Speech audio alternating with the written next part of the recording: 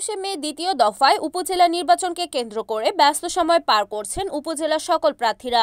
তারই ধারাবাহিকতায় 18 মে উপজেলার জামপুর ইউনিয়নে তালতলা বাজারে নির্বাচনী প্রচারণা ও গণসমাবেশ করেন মাহফুজুর রহমান কালাম। জামপুর ইউনিয়নে সাবেক চেয়ারম্যান শাহ মোহাম্মদ হানিফের সভাপতিত্বে প্রধান অতিথি হিসেবে উপস্থিত ছিলেন উপজেলা চেয়ারম্যান প্রার্থী সোনারগাঁ আওয়ামী লীগ নেতা মাহফুজুর রহমান কালাম। এ সময় আরও উপস্থিত ছিলেন নারায়ণগঞ্জ 3 আসনের এমপি আব্দুল্লাহ আল কায়সারের চাচা সোনারগাঁ আওয়ামী লীগের সদস্য চেয়ারম্যান মনির হোসেন, হাজী মোবারক হোসেন স্মৃতি সংসদের চেয়ারম্যান সোনারগাঁ আওয়ামী লীগ নেতা ইরফান হোসেন, আওয়ামী লীগ নেতা লিপন চৌধুরী, জামপুর ইউনিয়নের সাবেক চেয়ারম্যান হামিম শিকদার শিপলু, জামপুর ইউনিয়ন ছাত্রলীগের সভাপতি আব্দুল আলিম, ইউনিয়ন শ্রমিক লীগ নেতা মোখলেসুর রহমান মোল্লা সহ উপজেলা আওয়ামী লীগের বিভিন্ন নেতাকর্মীবৃন্দ।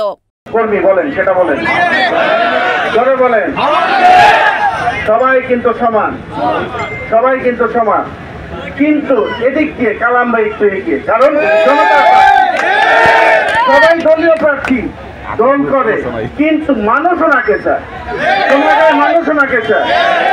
যখন থেকে নির্বাচনের তফসিল ঘোষণা করা হয় তখন থেকে কিন্তু মানুষ কোনো দিকে তাকায় নাই, ওনার পক্ষে কিন্তু নেমে গিয়েছে। কারণ আজকে এই সময় এই দিনে যদি তার পাশে আমরা না থাকি তাহলে এটা খুব অন্যায় হবে। আমরা সাবধান করে দিয়ে বলতে চাই, আমার লোকের সামনে কথা বললে খুব হুঁশিয়ার হয়ে কথা বলবেন, সাবধানে কথা বলবেন। আমি কিন্তু কেউ এই খেলা বহুত আগে খেলছি, আজকে সরকারি দল ক্ষমতা এসে আওয়ামী লীগ ক্ষমতা এসে খেলা ছাইড়া দিছি, আরে বিরোধী দল থাকতে খেলছি, বহুত বড় বড় নেতাগুলোকে খেলছি। অতএব আপনারা এরকম চুরুপুরির মতো খেলি নাই আমি।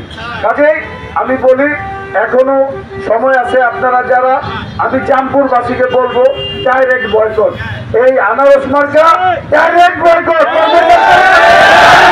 রিপোর্ট খন্দকার সোহাগ, NAN TV, নারায়ণগঞ্জ।